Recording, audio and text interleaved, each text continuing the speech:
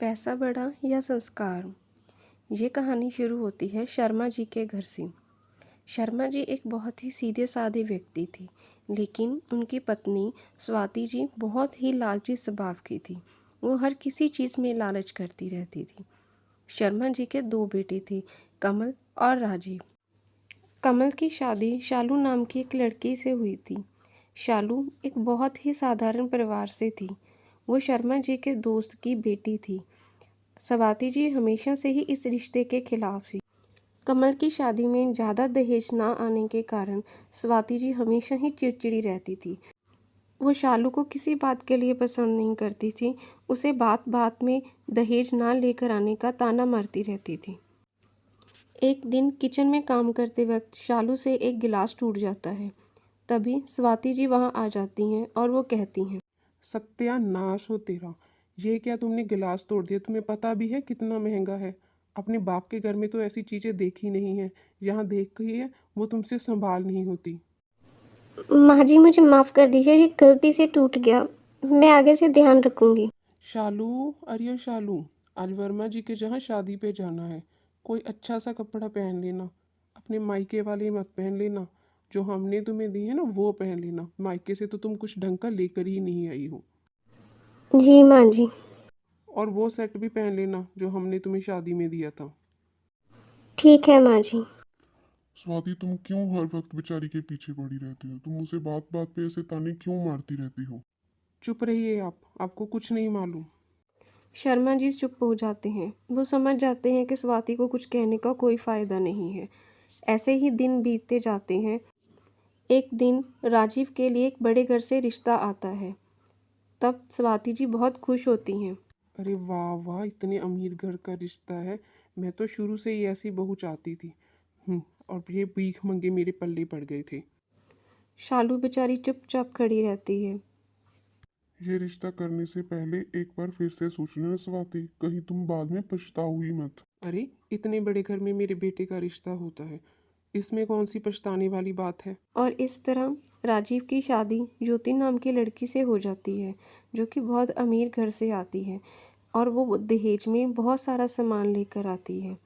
ये सब देखकर स्वाति जी बहुत खुश होती हैं। ज्योति का स्वभाव बिल्कुल भी अच्छा नहीं होता। उसमें पैसे का बहुत घमंड होता है। वो बात बात पर अपने पैसे की दौंस जमाती है।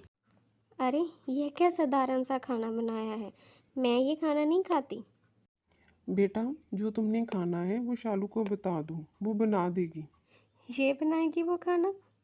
इसने तो कभी वो खाना देखा भी नहीं होगा जो मैं खाती थी। रहने दीजिए, मैं बाहर से ही ऑर्डर कर दूँगी। ज्योति बेटा, देखो मेरी कुछ सहेलियाँ आई हैं, इनसे मिल लो।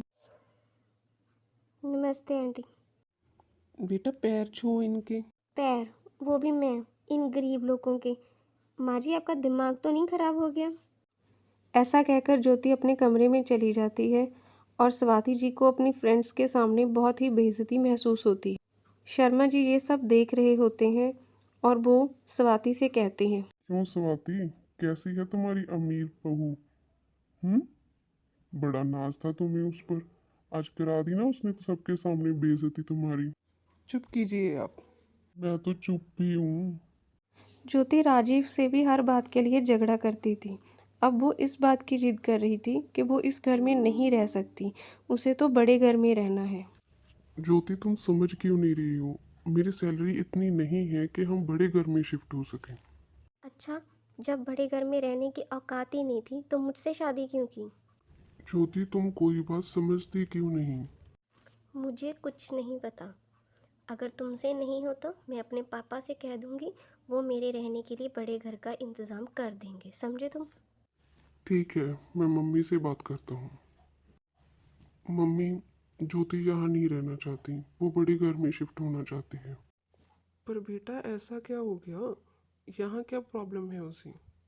मम्मी, आपको उसके स्वभाव का पता तो है। जब वो किसी बात की जिद करने लगती है तो वो किसी की नहीं सुनती। लेकिन बेटा तुम इतना खर्चा कैसे मैनेज कर पाओगे? कोई बात नहीं मम्मी, मैं कर लूँगा। ज्योति और राजीव एक अलग घर में रहने लग जाते हैं। तब शर्मा जी स्वाति से कहते हैं, अब बताओ स्वाति, मैंने तुमसे पहले ही कहा था वो बड़े घर की बेटी है, वो हमारे घर में एडजस्ट नहीं हो पाएगी।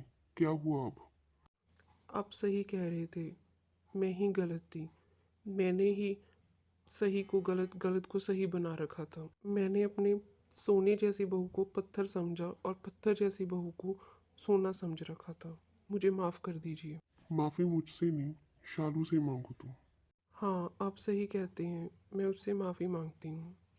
शालू, बेटा मुझे माफ़ कर दो। मैंने आज तक तुमसे कभी अच्छे से व्यवहार नहीं किया, लेकिन मुझे अब अपनी गलती का एहसास है। कोई बात नहीं मम्मी जी, आप मुझसे बड़ी हैं। आप मुझसे माफ़ी मत मांगिए और मुझे आपसे किसी बात के लिए कोई शिकायत नहीं है। उधर ज्योति और राजीव एक अलग घर में शिफ्ट हो जाते हैं। पहले तो वहाँ सब कुछ ठीक ठाक चलता है, लेकिन कुछ समय बाद ज्योति की तबीयत बहुत ख़राब हो जाती है और डॉक्टर उसे कंप्लीट बेड रेस्ट की सलाह देते हैं। तब उस वक्त राजीव अपनी माँ को फ़ोन कर कर सारी बात बताता है। तभी उसकी बात सुनकर उसकी माँ और शालू उसकी देखभाल के लिए वहाँ आ जाती हैं।